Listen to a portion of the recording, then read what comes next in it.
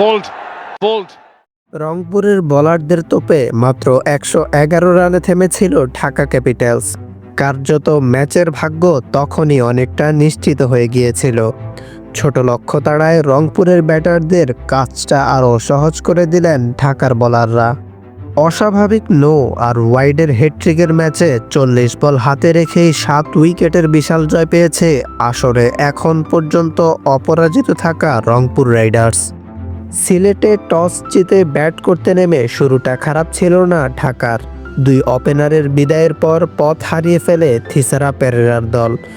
দুই opener Jason Roy এবং হাবিবুর রহমান সোহান মিলে উদ্বোধনী জুটিতে ২৮ রান যোগ করেছিলেন। দুই ওপেনারের বিদায়ের পর তাসের ঘরের মতো ভেঙে পড়ে ঢাকার ব্যাটিং অর্ডার। একের পর এক উইকেট হারিয়ে ব্যাকফুটে চলে যায় খালেদ মাহমুদ সুজনের দল।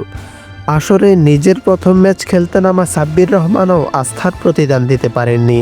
৭ বলে ৩ রান করে ফিরে গেছেন। ফর্ম হারিয়ে ধুঁকতে থাকা লিটন দাস বিদায় নেন ১৩ বলে ৯ রান করে। শেষ দিকে মোসাদ্দেক হোসেন ও আলাউদ্দিন বাবু ২ অঙ্কের কোটা পেরোতে পেরেছিলেন, বাকিরা কেউই সেভাবে রান পাননি। ১৬.৩ ওভারের খেলা শেষে ১১১ রান তুলে অল আউট হয় ঢাকা ক্যাপিটালস। ১১২ রানের ছোট লক্ষ্যে ব্যাট করতে নেমে শুরুতেই ওপেনার আজিজুল হাকিম তামিমকে হারায় রংপুর। যুবা এই চ্যাম্পিয়ন আগের ২ ম্যাচে ০ রানে আউট হওয়ার পর আজ করতে পারলেন মোটে ১৪ বলে ৫ রান। আগের ম্যাচের সেঞ্চুরিয়ান অ্যালেক্স হেলস আজও ছন্দে ছিলেন। এদিনে অর্ধশতক থেকে ৬ রান দূরে থাকতেই তাকে ফেরান মোসাদ্দেক হোসেন। আউট হওয়ার আগে ৪-৪ ও ৩-৬-এ ৪৪ রান করেন অ্যালেক্স হেলস। সাইফ হাসানের ব্যাট থেকে এসেছে ১৫ বলে ১৩ রান।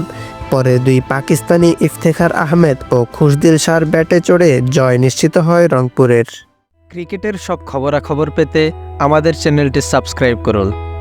আপনার ভালো লাগা খারাপ লাগা আমাদের সাথে শেয়ার করতে অবশ্যই ভুলবেন না। আপনার গুরুত্বপূর্ণ ফিডব্যাক আমাদের পথ চলাকে সুগম করবে। ধন্যবাদ।